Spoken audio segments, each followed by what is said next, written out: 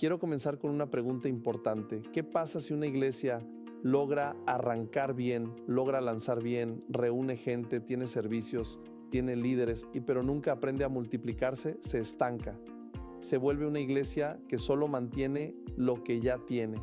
Puede seguir reuniéndose, puede seguir funcionando, pero deja de reproducir vida, deja de extender su impacto y deja de levantar nuevas obras. Y esa no es la intención de Dios.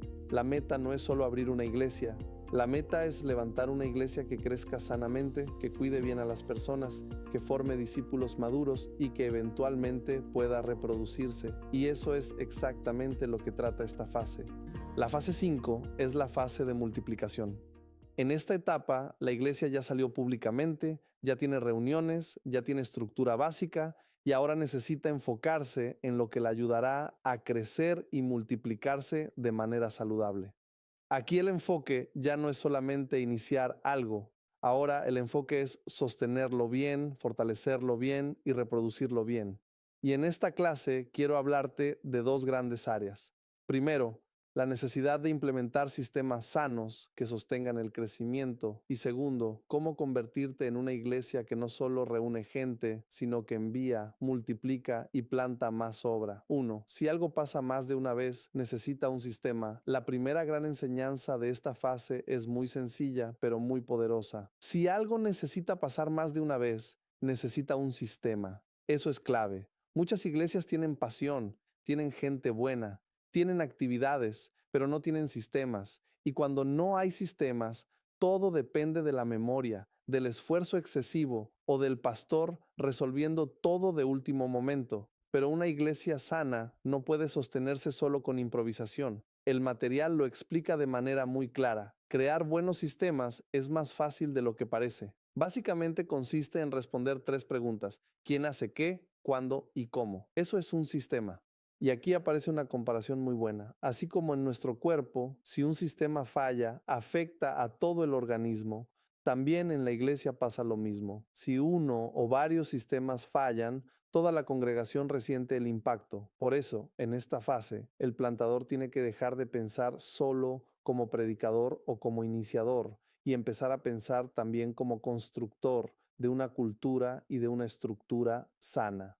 La asimilación. Uno de los primeros sistemas que el material menciona es el sistema de asimilación. Y este es importantísimo. La asimilación es la manera en que una iglesia recibe, conecta e integra a las personas nuevas. Porque una iglesia puede tener un gran servicio el domingo, pero si no sabe qué hacer con la gente nueva después del domingo, pierde mucho de su fruto.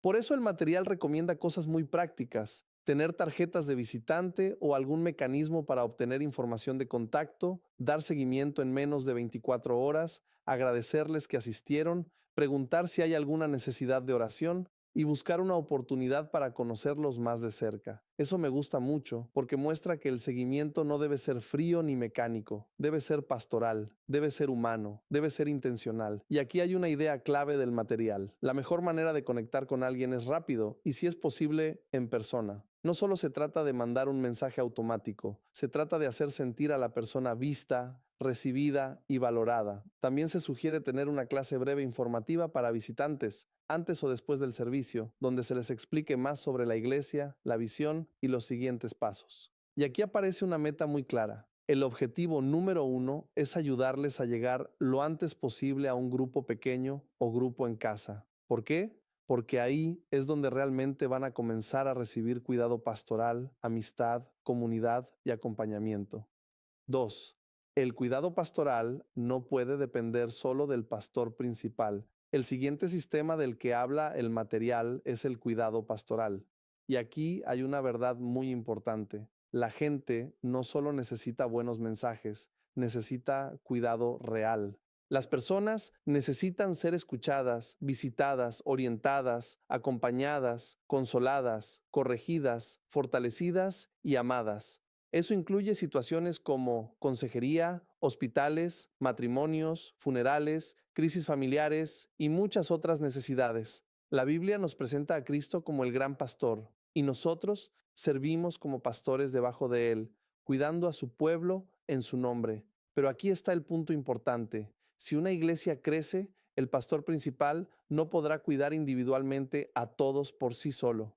Y por eso el material vuelve a enfatizar algo central. Los grupos pequeños son esenciales. No debes aspirar solamente a tener una iglesia con grupos pequeños. La meta debe ser convertirte en una iglesia de grupos pequeños. La diferencia es enorme, porque en una iglesia de grupos pequeños, la comunidad real sucede ahí, el cuidado cercano sucede ahí, la rendición de cuentas sucede ahí, la amistad verdadera sucede ahí, el discipulado práctico sucede ahí. Y me gusta mucho una frase del material. La gente no solo quiere una iglesia amistosa, quiere amigos de verdad. Eso es muy cierto.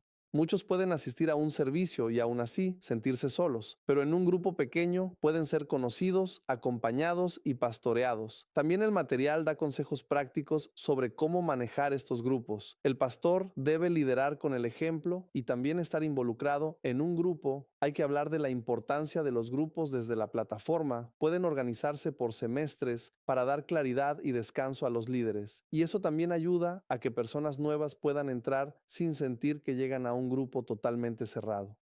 En pocas palabras, si quieres cuidar bien a una iglesia que está creciendo, necesitas sistemas de cuidado pastoral y el grupo pequeño es uno de los más importantes. 3. El ministerio de ayuda también debe tener dirección. Luego, el material habla de otra área importante, el ministerio de ayuda o bienestar. Toda iglesia creciente ve necesidades. Habrá personas con carencias, con problemas, con situaciones urgentes o con temporadas difíciles. Y la iglesia no puede ignorar eso. Debe aprender a cuidar.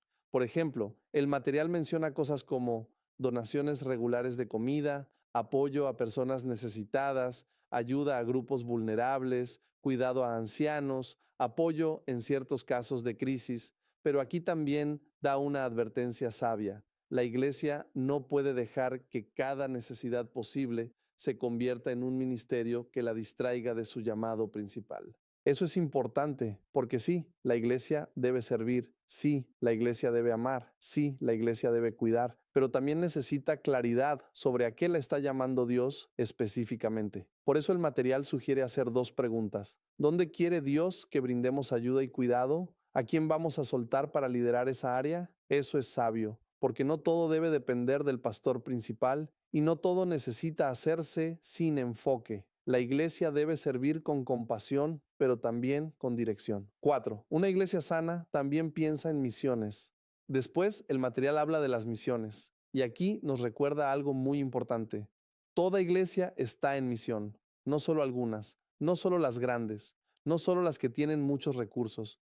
Toda iglesia debe pensar en cómo alcanzar a las personas en su Jerusalén, Judea, Samaria y hasta lo último de la tierra. El material explica esto de forma muy práctica. Jerusalén representa tu propia comunidad. Judea representa ciudades o regiones cercanas. Samaria representa personas cercanas, pero diferentes cultural o socialmente. Y lo último de la tierra representa lugares lejanos y otras naciones. Eso significa que una iglesia saludable no se encierra en sí misma. Tiene una visión misionera. Busca alcanzar a su comunidad inmediata, sí, pero también busca expandir su visión y conectar a su gente con el corazón global de Dios. El material anima a que la iglesia apoye misiones globales desde el principio, ore por las naciones, ore por misioneros, haga viajes misioneros y conecte a la congregación con lo que Dios está haciendo más allá de su ciudad. Eso me parece muy importante porque una iglesia que solo mira hacia adentro eventualmente se vuelve pequeña de corazón, aunque sea grande en tamaño. Pero una iglesia con visión misionera permanece viva, generosa y enfocada en el reino. 5. Conviértete en una iglesia que envía. La segunda gran parte de esta fase es que con el tiempo la iglesia no solo crezca, sino que también aprenda a enviar. Aquí el material habla de convertirse en una iglesia enviadora y eso es precioso porque muestra madurez. Una iglesia madura no solo retiene personas, también levanta personas y las envía. Aquí el material plantea tres formas en que esa multiplicación puede verse.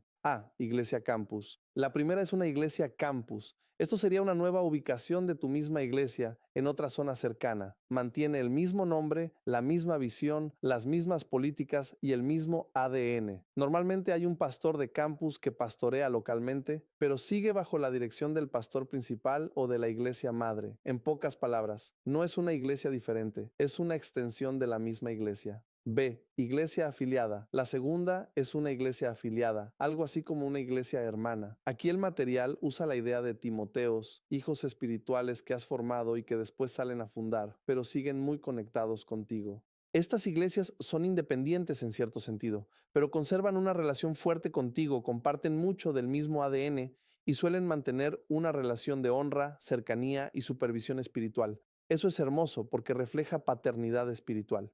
No se trata de control, se trata de relación, legado y continuidad. C. Iglesia autónoma. La tercera posibilidad es una iglesia autónoma.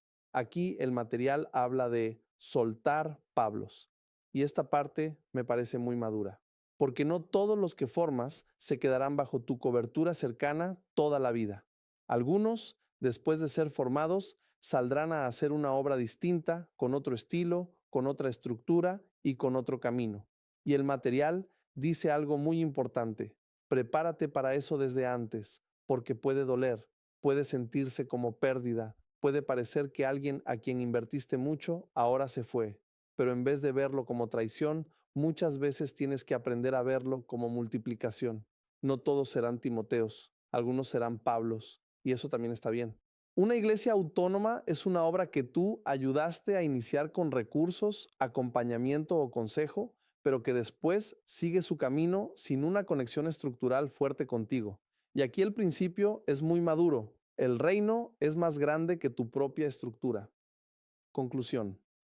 Entonces, si resumimos esta fase de multiplicación, podemos decirlo así. Primero, implementa sistemas sanos. Segundo, fortalece la asimilación. Tercero, organiza el cuidado pastoral a través de grupos pequeños. Cuarto, sirve con dirección en las áreas de ayuda. Quinto, mantén una visión misionera. Y sexto, conviértete en una iglesia que envía y multiplica.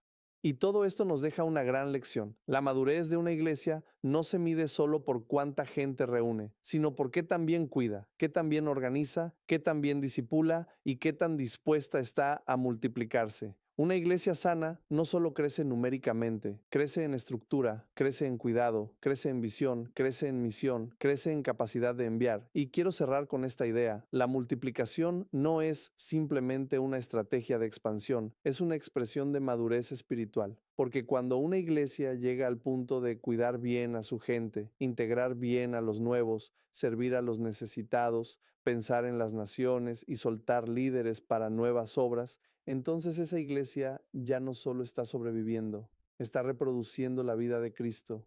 Y esa debe ser la meta, no solo abrir una iglesia, no solo llenarla, no solo mantenerla, sino levantar una iglesia que ame bien, cuide bien, crezca bien y multiplique bien.